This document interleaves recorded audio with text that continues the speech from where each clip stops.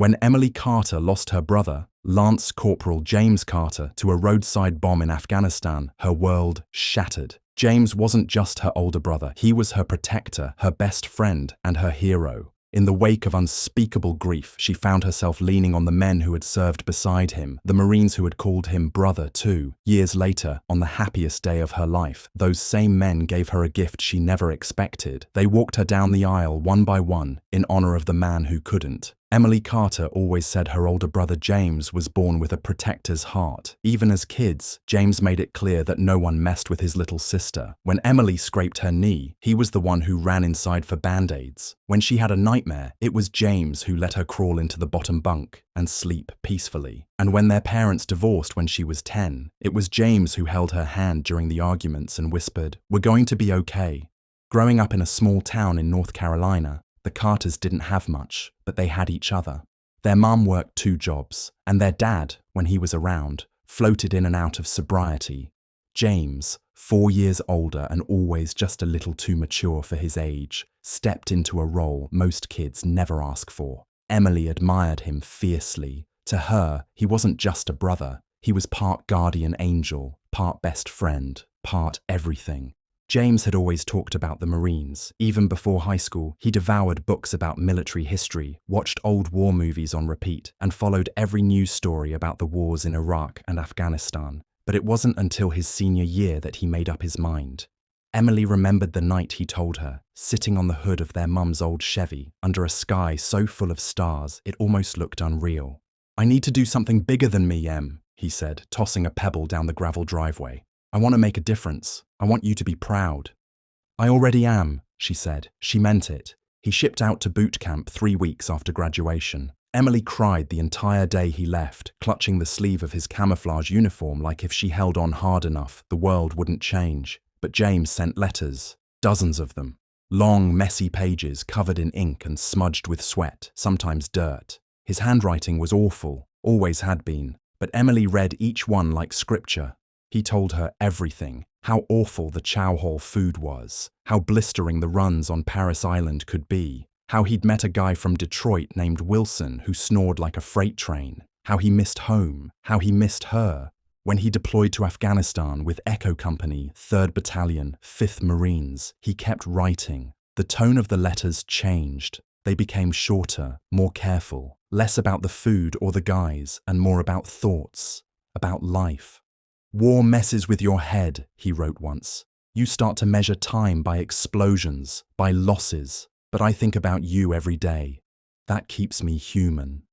Emily kept every letter in a shoebox under her bed. She'd reread them on the nights she couldn't sleep, especially when the news ran grim updates about Helmand Province. Sometimes he'd send her voice recordings, short clips he'd saved up to send when the comms allowed. She'd play them over and over again, memorizing his laugh, his voice, the way he always said, "Hey kid," like nothing bad could ever happen. The last letter she received from him arrived on a Wednesday. She remembered because it had rained all day, and her mailbox was soaked through. The envelope was wrinkled and slightly torn at the corner. Inside was a photo of James, standing with 3 other Marines in front of a Humvee, all of them grinning, all of them caked in dust. On the back, he'd written, "Weird how fast a place can feel like home. Miss you, kid." 3 days later, the knock came. It was early morning. Their mum was getting ready for her shift at the diner. Emily opened the door in her pajamas, bleary-eyed, and froze when she saw the 2 Marines in dress blues standing solemnly on the porch. The taller one, a gunnery sergeant, took off his cap. His eyes were red. The younger one looked like he might throw up. She didn't hear the words at first. It was like the world fell into a tunnel, sound collapsing inward. She remembers her mother's wail more than anything, the kind of cry that rips something out of you forever. They said IED, they said patrol, they said instant, but none of it mattered. All that mattered was James wasn't coming home. For a long time after that, the world moved in slow motion. People brought casseroles and cards, whispered, "He was a hero," and patted her shoulder like she was a fragile thing made of glass. Emily hated every minute of it. She didn't want sympathy. She wanted James. She wanted to yell at him for joining the Marines. She wanted to scream at the world for taking him. She stopped opening the letters after that. She knew there were a few more, possibly delayed in the military mail system, but she couldn't bear to see them. It felt like opening a window to a life that had ended too soon. She buried the shoebox deeper in her closet. It wasn't until a month later, at his memorial service, that everything shifted. The entire town showed up. Veterans, high school teachers, even the mayor. But it was the presence of the Marines from Echo Company that made her breath catch. 10 of them had flown in from California. They sat in uniform in the front row, silent and still. When she walked past them, they all stood. Each one nodded to her, respectfully, like she was part of them now. She didn't know it then, but that moment, the quiet reverence, the solidarity, would mark the beginning of something unexpected. James was gone, but his brothers had not abandoned her. And though she couldn't know it yet, they would step into his shoes in a way that would eventually carry her through the hardest years, and all the way to her wedding day. The days after the funeral felt like wandering through a dream Emily couldn't wake from. The house was too quiet, the world kept moving, cruelly indifferent to her grief. She went back to her part-time job at the library because she didn't know what else to do. Her mum took more shifts at the diner and stopped talking about James entirely, as if silence could make the pain easier to manage. Emily, though, couldn't stop thinking about him. Every part of the house reminded her of James. His muddy boots by the back door, the scratch he'd made in the kitchen counter carving his initials, the faint scent of his cologne in the hallway that stubbornly lingered. She didn't expect any of them to come. When James's commanding officer called and asked if it would be all right for members of his unit to attend the memorial service, she said yes, of course, but she didn't believe it would actually happen. The war was still raging. These were active duty Marines. Surely they couldn't take time off to come to some small-town church service in rural North Carolina. But they came. 10 of them, dressed in immaculate uniforms, arrived just minutes before the service began. They moved like a unit even off the battlefield, shoulders squared, eyes forward, backs straight. Their presence turned heads. People whispered, stepped aside to let them pass. But what Emily remembered most wasn't how formal they looked. It was their faces. Tired, weathered, and grieving. After the service, while people gathered in the church basement for the reception, Emily found herself alone on the back steps, the noise inside too much to bear. She had started to cry when a voice behind her said gently, "Mind if I sit?" She turned to see a Marine she didn't recognize. Tall, broad-shouldered, maybe late 20s, with short, dark hair and a face that looked like it had seen too much for his age. He removed his cover and sat beside her. "I'm Staff Sergeant Marcus Delaney," he said. "I served with James. We were in the same fire team." Emily nodded, not trusting her voice. "I just wanted to say, he talked about you all the time," Delaney said, looking out over the church lawn. "Called you his annoying little genius. Said you were too smart for your own good." Despite herself, Emily let out a soft laugh. "That sounds like him," she said. Delaney glanced down at his hands, rough and scarred. James was a damn good Marine, the kind who didn't flinch under fire, but off the field, he was the guy who carried extra socks for the new guys, the one who stayed up talking to the guys who missed home too much to sleep. He held us together. One by one, the other Marines came outside. Delaney introduced them. Corporal Sanchez, who joked that James could never remember how to fold his laundry properly. Lance Corporal Cho, who said James used to sneak candy out of care packages and hide it in the ammo crate. Sergeant Ward, who got quiet and just nodded, his eyes red. They didn't just talk about James the Marine, they talked about James the man, the goofball who sang horribly off-key during PT, the guy who once traded his dessert for someone else's hot sauce, the brother who learned everyone's sister's name just so he could ask about them like it mattered. For the first time since James died, Emily felt something besides grief. It was connection, strange, unexpected, but deeply grounding. These men, these strangers in dress blues, knew parts of her brother she never got to see, and somehow, hearing their stories filled in the blanks she hadn't even known were missing. After the reception, they lingered. None of them seemed in a rush to leave. They helped stack chairs, clear food, take out trash. Cho even swept the front steps. Emily's mum invited them back to the house, and to Emily's surprise, they came. They sat around the kitchen table, drank weak coffee, and talked late into the night. Emily sat mostly quiet, listening. Before they left, Delaney pulled her aside. "I want you to know," he said, "James saved my life. Literally. pulled me out of a blown-out Humvee under fire. I owe him everything. If you ever need anything, you call me. Doesn't matter when, doesn't matter where." She nodded, too overwhelmed to respond. He pressed a scrap of paper into her hand with a phone number and an address: Camp Pendleton, California.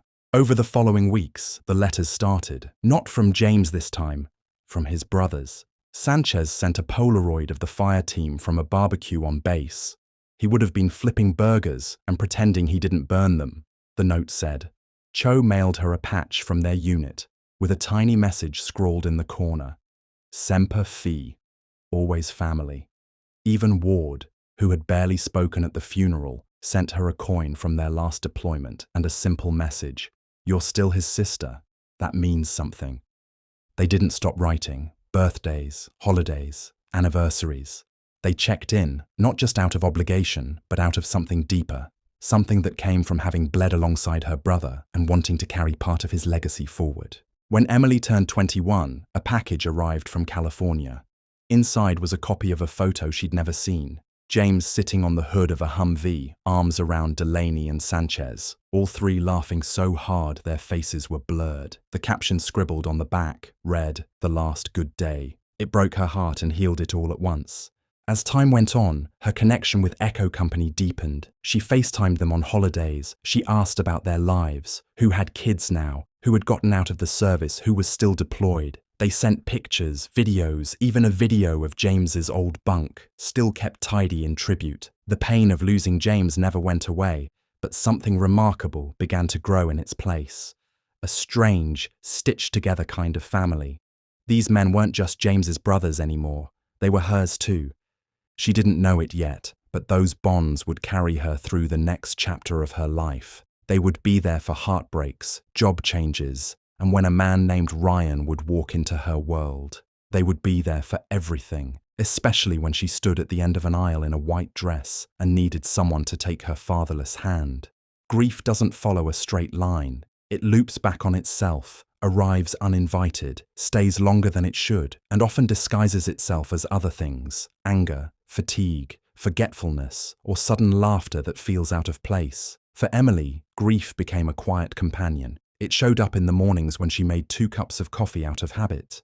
It pressed itself into her chest when she heard a car door slam and for a moment thought maybe, impossibly, James had come home. It lingered in grocery store aisles, at stoplights, in songs she used to love but now couldn't listen to without crying. In the months after the funeral, she learned how to smile again, though it felt strange at first, like borrowing a face that wasn't hers. She went back to college part-time, mostly to give herself structure. She took long walks through her neighborhood with no destination. Her nights were often filled with long text messages from Sanchez, occasional calls from Delaney, and memes from Cho that made her laugh when she didn't expect to. The Marines from Echo Company didn't hover, but they didn't disappear either, and that mattered more than anything. Emily's mom didn't talk about James. She coped by burying herself in work and routine. They grieved in opposite directions, one in silence, the other in connection. Emily understood that now. Grief had no rules. Then came the dreams. They started slowly, images of James in uniform smiling or walking just ahead of her. Sometimes he was laughing with his squad. Other times, he just stood there, watching her. Those dreams left her with a strange comfort, like she had touched something real in the space between sleeping and waking. She started journaling again, something James had always encouraged her to do. Her entries were raw, vulnerable, and full of questions she couldn't ask anyone else. One night, nearly a year after James's death, Delaney called. "You holding up, Em?" "Some days." "That's fair." He paused. "Cho's getting out, honorable discharge. He's going home to Oregon. We're throwing him a little party at Pendleton. I know it's a long shot, but you ever think about coming out to visit us?" Emily hadn't. California felt like another planet, but she said yes anyway. A month later, she found herself standing at the gate of Camp Pendleton, visitor badge clipped to her shirt, heart pounding in her chest. Delaney met her there, smiling in that reserved Marine way. Firm handshake, direct eye contact, soft pat on the back. He didn't say much, just led her through the base, pointing out landmarks, the shooting ranges, the chow hall James hated, the barracks where they used to stay up late watching bootleg movies and sharing care package cookies. That night, the party was held in a rec room decorated with strings of lights and paper signs that said things like, "Goodbye, Cho," and "Semper Fi." Someone brought a grill. Someone else had a guitar. It wasn't loud, but it was warm, and for the first time in a long time, Emily felt a version of peace. They told stories about Cho, how he once fell asleep during a security rotation and woke up with shaving cream on his face, how he had the worst taste in music, how he once ran 3 miles just to retrieve a care package full of homemade jerky. Eventually, they turned to James. It wasn't solemn. They laughed. Hard. Delaney mimicked his voice. Sanchez pulled out a printed email James had sent once, full of typos and misspelled words. They played his favorite country song. They toasted with cheap beer and said things like, "He would have hated this playlist," or "He would have been the first to get drunk." Emily listened, smiling, crying, laughing, all of it. Later, Cho pulled her aside. "You know," he said, his voice quieter than usual, "James would have liked what you're doing." "What am I doing?" "Living, showing up, talking to us. Most people disappear after the funeral. You didn't. That means something." When she returned home, something inside her had shifted. Not everything hurt as much. The hole was still there, probably always would be, but it didn't feel like it was swallowing her anymore. And for the first time, she felt ready to start her life again. She took more college classes, started volunteering at a local veterans center, and signed up for a grief support group. Not because she needed help necessarily, but because she thought someone else might. She became that person in the room who could say, "It doesn't get easier, but it gets different," and mean it. That's where she met Ryan. He wasn't flashy. He wasn't loud. He had the kind of steadiness that made you feel safe just being near him. A former army medic, Ryan had lost 2 friends in a helicopter crash overseas. He wasn't trying to impress anyone. He didn't offer platitudes. He just listened. Their conversations were quiet, slow-burning, and real. Their first coffee turned into a second, then dinner, then walks through the park. Emily liked that he didn't ask for details she wasn't ready to give. When she eventually mentioned James, he just nodded and said, "I'd like to hear about him, whenever you're ready." She introduced him to her mom, who was polite but distant. She didn't say much afterward, just, "He seems kind," which, from her, was glowing praise. Eventually, Ryan asked about the Marines. "They're my family," she said simply. "James's family. Now mine too." He didn't question it. He encouraged it. In fact, the first time he met Delaney, Ryan looked him dead in the eye, shook his hand and said, "Thank you for looking out for her." Delaney nodded slowly, giving him the silent once-over.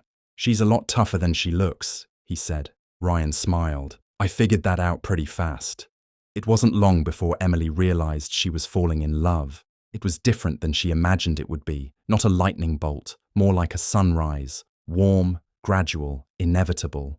When Ryan proposed on a quiet afternoon under the oak tree where she and James used to play as kids, she said yes with tears streaming down her face.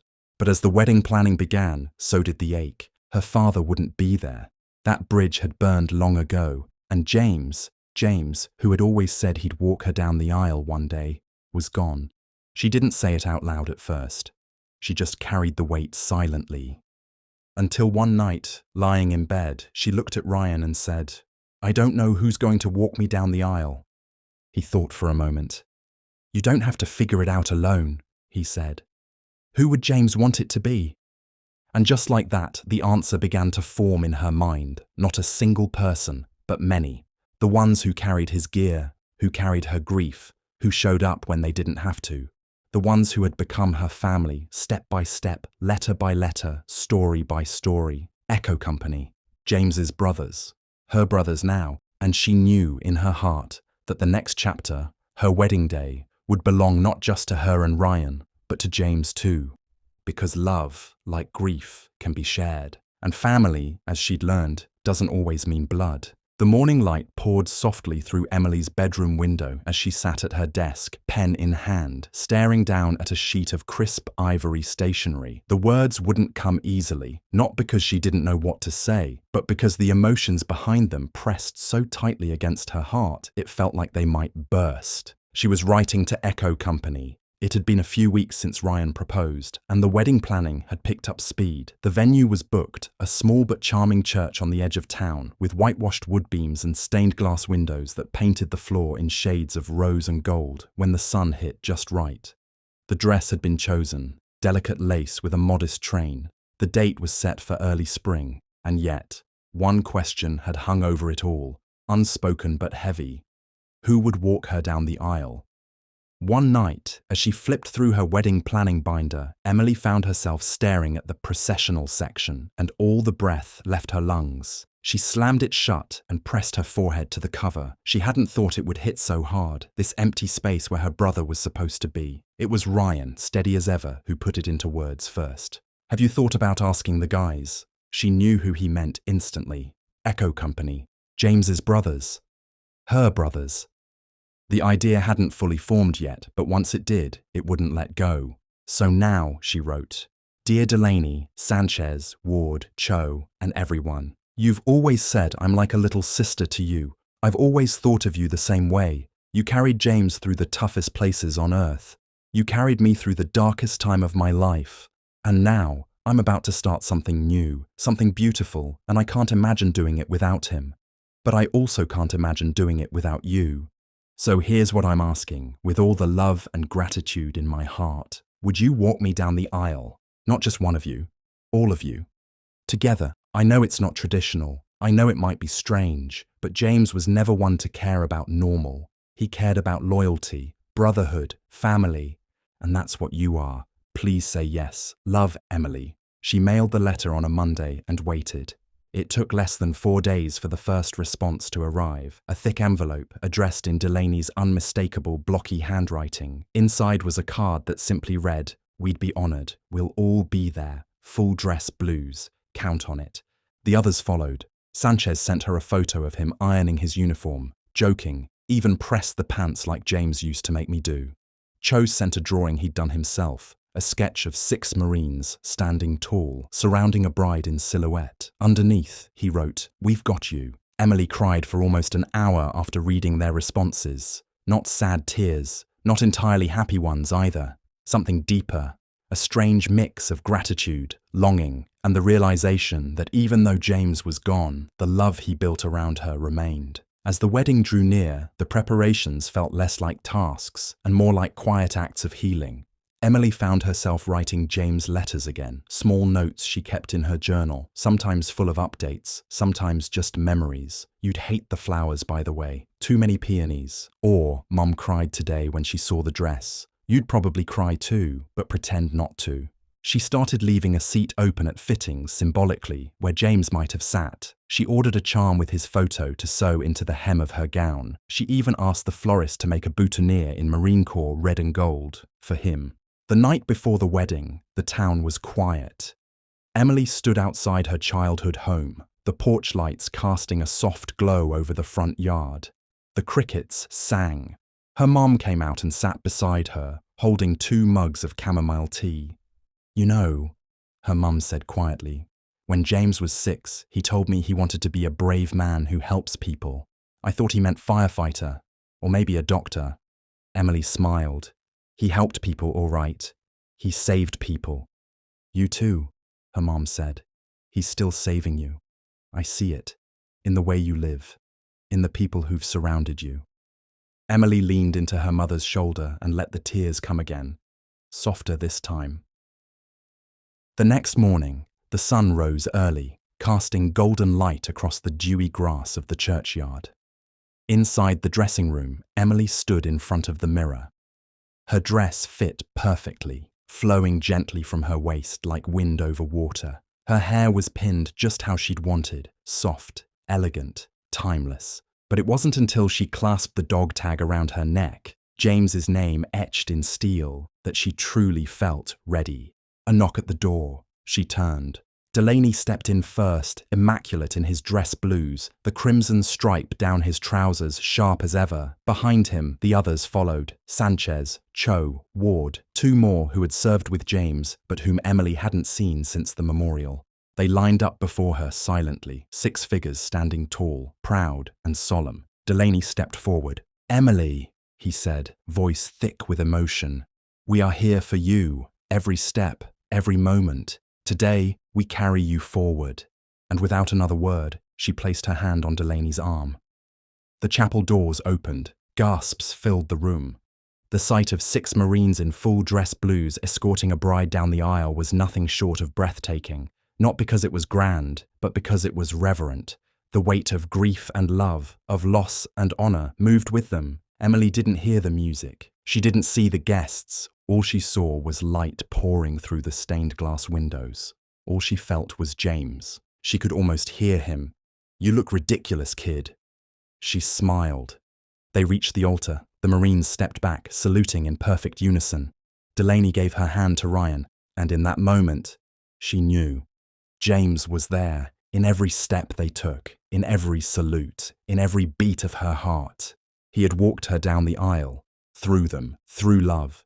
The reception unfolded like a dream. Soft string lights glowing over the garden, white roses cascading from wooden trellises, and tables adorned with flickering candles and handwritten place cards. Laughter drifted through the air, mingling with the clinking of glasses and the occasional burst of applause as guests toasted the newlyweds. Emily sat at the head table next to Ryan, her hand resting in his, her heart still catching up to everything that had happened.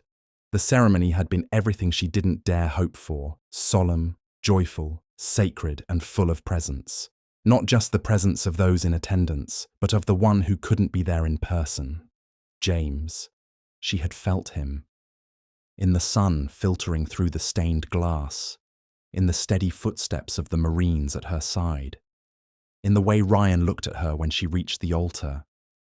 And now, surrounded by friends, family, and those who had become something greater, those who had loved James and by extension, loved her, Emily felt something close to peace. The toasts began. Her maid of honor, Emily's college roommate, told a story about how Ryan had once tried to impress Emily by baking a pie and accidentally used salt instead of sugar. The crowd roared with laughter, and Ryan buried his face in his hands, grinning through the embarrassment. Then came Sanchez. He stood with his glass in hand, his dress blues impeccable, the ribbons on his chest catching the light. "I wasn't sure if I could speak tonight," he began, voice calm but unsteady, "because it's hard to put certain things into words. But Emily asked us to be part of something today that goes beyond tradition, beyond duty. She gave us the privilege of walking her forward, and that's something I'll never forget." He paused, swallowing. When James talked about Emily, he'd get this look on his face like he was both proud and slightly terrified of her. He called her a little firecracker with a mind of her own. That's a direct quote, by the way. Laughter bubbled up around the tables.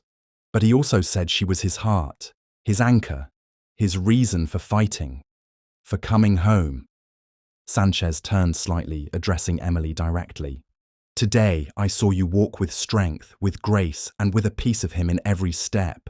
You're not just James's sister. You're ours too, and we're better men because of you." He raised his glass. "To James, to Emily, and to never walking alone." The crowd echoed. To never walking alone, and Emily had to grip Ryan's hand tighter to keep from breaking down in front of everyone. Later, as music filled the air and couples began to sway under the open sky, Emily slipped away from the crowd. She needed a moment. She wandered toward the edge of the garden, where a single oak tree stood, strung with twinkle lights. Beneath it sat a small wooden bench and a framed photo of James in uniform, his smile young and sharp, eyes bright with mischief. Next to it, a folded American flag and a plaque with his name. She sat beside it. "I don't know what heaven looks like," she whispered, voice low and trembling. "But I hope it's big enough for you to see this, to see what today was." She reached into the folds of her gown and pulled out the dog tag that had stayed against her heart all day. "I missed you, every second, but you were here. I know it." Silence answered her, but not emptiness. Something warmer, like breath on the wind. A few minutes later, the crunch of footsteps on gravel pulled her from her thoughts.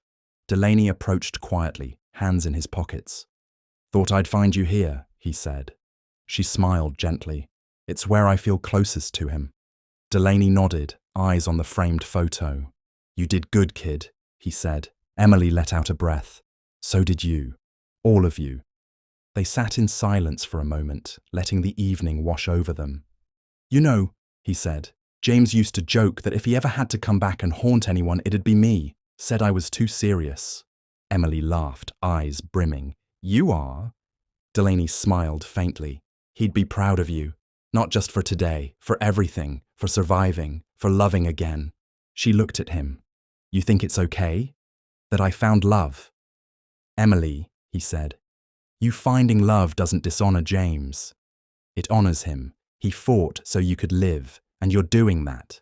Really living." She let the words settle deep in her bones. That night, back in their hotel room, Ryan held her close as they lay under the soft covers, the room quiet except for the hum of distant traffic and the occasional firework from someone celebrating nearby. "What are you thinking about?" he asked. She turned toward him, her eyes glassy but full. "I was thinking about how love doesn't end. It just finds new ways to move through us. James loved fiercely, you do too, and somehow I carry both kinds now." He brushed a strand of hair from her face. "That's a beautiful kind of strength." She smiled. "It's not mine alone. It comes from all of you." A week later, they returned from their honeymoon and found a package on their doorstep. No return address. Inside was a small, handcrafted wooden box. When she opened it, her breath caught. Inside was a set of 6 miniature brass figures, Marines in formation, and in the center, a tiny bride in white. Beneath them, a plaque. "For every step you took. For every step he couldn't." It wasn't signed, but she knew who it came from. Emily placed the box on her mantel, next to James's flag, next to a photo of her and Ryan, arms linked, smiles real and wide. Life would never be simple. Grief would never leave her completely, but it didn't own her. It walked beside her now, quieter, lighter, and always, always accompanied by love.